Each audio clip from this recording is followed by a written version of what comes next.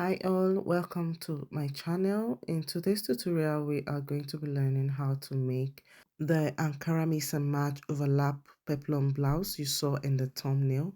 First, we will draft the pattern or illustrate the pattern on how we are going to cut this particular dress. You mark your shoulder as usual, drop down by 1 inch for your shoulder slope. Then mark your shoulder to bust point and your shoulder to half length, which is the waistline. And you're also going to be adding 1 inch for the seam allowance. I'm using a half scale bodice, that is why the measurements are looking very small. So on the bust line, we are going to rule out the lines just to make them visible. So after marking out the lines, the neck width I used was 5 inches for mine. Then drop down by 1 inch for your shoulder slope and then connect to the neck width of your pattern. Now we are drafting the back bodice first, so the back neck depth is 1 inch. Now I'm using the exact measurements I used for mine so that you will know how to place them. Neck width is 5 inches and the neck depth for the back is 1 inch. Remember, there's no zipper on this blouse, so you are cutting that part on fold. Do not forget to add your darts and also your dart allowance and your sewing allowances. Now you can go ahead and cut out your back pattern. Please pay attention to the cutting of the front. If you want your front to overlap properly, you may want to add 2 inches overlapping allowance to the front pattern before placing your back pattern. That is if you want the overlap to cover properly. 2 inches to 2.5 is fine for this particular style, but for what I have, I did not add any overlapping allowance, so I am not going to be using that 2 inches I marked there. I'm just going to cut exactly what I have as my back pattern. You can go ahead and pin this together so that there will not be any form of extra allowance added to the front pattern. Now we've got our front and back exactly the same, but the only difference now is going to be that the front will be altered to form the V shape. So there is no overlapping allowance. Like I said earlier, you can transfer the lines if you want, but since they are just the same, there is no need for that. So at the waistline of your front piece, you can come up by 1.5 inches. Connect from that point to your neck width to form a V shape. Do not forget to add your front dart also. This can also be added to the fabric while sewing. Now you can go ahead and cut out the V shape and your front pattern is ready. You use this to cut the fabric, adding your sewing allowance if you didn't add that to the pattern initially. Now we want to cut the pattern for the neckband. For this neckband, I would prefer you cut this on bias so that it relaxes more around the neck if you have enough fabric. But if you do not have enough fabric for this, you can cut in a rectangular form, but there might be creases here and there. So to know the exact amount of length to cut, you have to join the front and back shoulders together and measure all around it since the band is going around. So whatever you have, you can cut that out by 3.5 inches on fold, half inch for the sewing allowance, and then 3 inches that would now form the overlap effect after joining. Okay, so now that we've cut out the fabric using the pattern or the illustrations shown in the pattern, we are going to be joining them separately. You will join the lining to lining and fabric to fabric. But before then, we'll go ahead and insert our darts.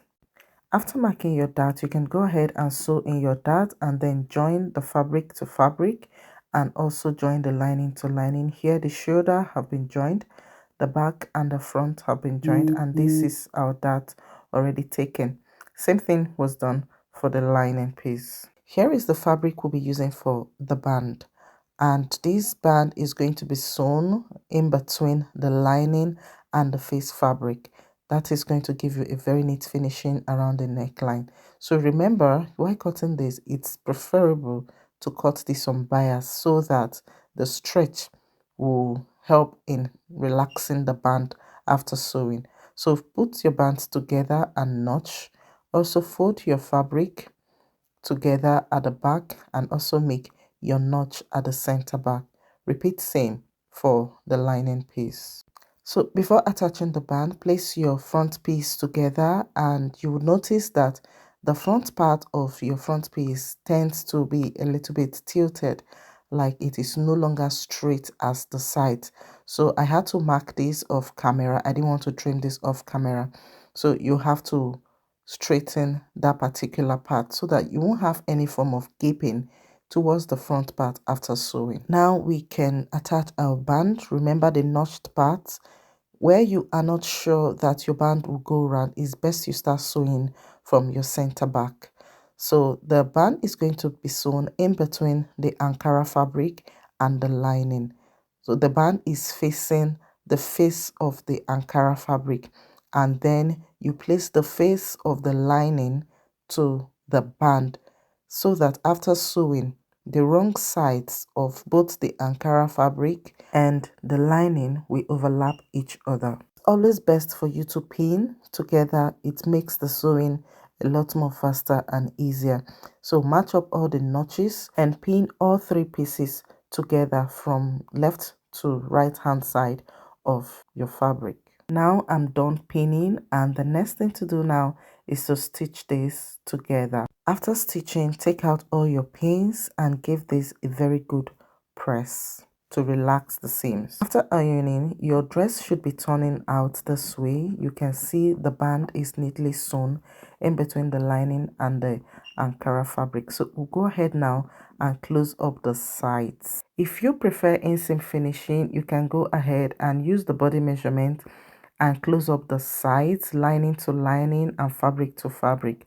But inseam finishing is not just the only finishing technique we have in sewing. You can also weave this and it will give you a very clean and nice finishing. Now you can use the body measurement divided by 2 at the bust line to get your perfect size measurement or perfect fit for whichever size you are working for. Same goes for the waist divided by 2 at this point. Whatever it gives you is what you will mark on the waistline. After marking, you can do well to connect the lines together to make the sewing very easy for you. Here we have our peplum already sewn, and we are going to bring the upper bodies to join the peplum to make it a complete blouse. And just same thing you did for the neckline, fold the upper bodies into 2 and match the midpoint so that you can pin your peplum across the sides of your upper bodies. This also helps to make your sewing easy. You'll be able to spread out the allowance evenly on both sides of your upper bodies. You can go ahead and pin the peplum round to the upper bodies, and then you attach your sleeve after that. This does not need a zip because it is forming as a wrap dress, and the belt, which you'll be using your waist times 2 to make by 4 inches, depending on how bold you want it to be, but mine is 4 inches because I want it to be very bold. Okay, so when you are done, your outcome should be like this. I'm sorry I didn't film the part where I was attaching the sleeve, but it is just a regular puff sleeve. Thank you for stopping by. If you've watched this far, please give this video a thumbs up so that others can see it, and you may want to consider subscribing to the channel because from now we'll be posting sewing tutorials that would help make your sewing journey way much easier.